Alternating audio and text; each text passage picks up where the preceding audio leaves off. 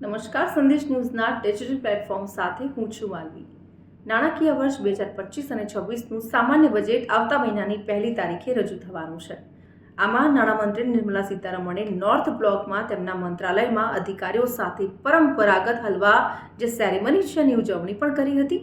આ સેરેમની સાથે હવે બજેટ બનાવવાની પ્રક્રિયા સાથે જોડાયેલા તમામ લોકો બજેટ રજૂ ન થાય ત્યાં સુધી નાણાં મંત્રાલયમાં લોક થઈ જશે। હવે ન તો તે તેમના ઘરે જઈ શકશે કે ન તો એમના કોઈ પણ પરિવારના સભ્ય સાથે વાતચીત કરી શકશે કે તેમને મળી શકશે। હવે આપણે જણાવી દઉં કે આ હલવા સેરેમની આટલી ખાસ કેમ હોય છે। હલવા સેરેમની સાથે નાણાકીય વર્ષ 2025 અને 26 માટે બજેટ ડોક્યુમેન્ટ્સને ફાઇનલ કરવા અને ત્યારબાદ પ્રિન્ટ કરવાનું કામ શરૂ થઈ જાય છે।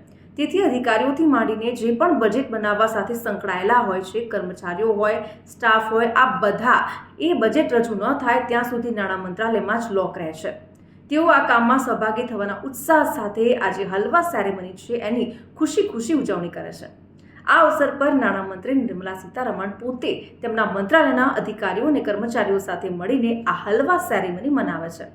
આ સમયગાળા દરમિયાન નાણામંત્રીએ પોતે કડક દેખરેખમાં રહેવું પડે છે। તે જ્યારે એકદમ જરૂરી હોય ત્યારે જ બહાર જઈ શકે છે।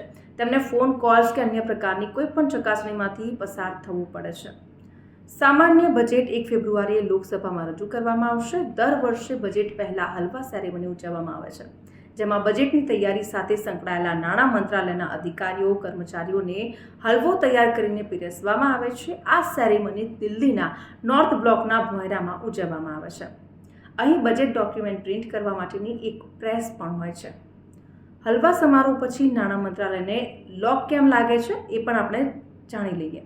હલવા સમારોહ પછી નાણાં મંત્રાલયને એક રીતે લોક લાગી જાય છે અને બજેટ નિર્માણ સાથે સંકળાયેલા તમામ લોકો બહારની દુનિયાથી કપાઈ જાય છે।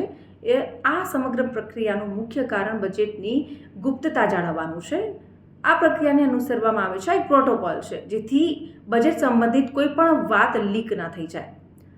હવે આ એક વચગાળાનું બજેટ પેપરલેસ રીતે રજૂ કરવામાં આવ્યું હતું અને આ વખતે પણ સામાન્ય બજેટ 2025 અને 26 પેપરલેસ એટલે કે ટેબ્લેટ દ્વારા જ રજૂ થવાની અપેક્ષા છે। હવે 1 ફેબ્રુઆરીએ બજેટ છે એ રજૂ થવા જઈ રહ્યું છે। ત્યારે આવા જ અપડેટેડ અને ઇન્ફોર્મેટિવ વિડીયોઝ જોવા માટે સંદેશ ન્યૂઝના ડિજિટલ પ્લેટફોર્મ સાથે જોડાયેલા રહો।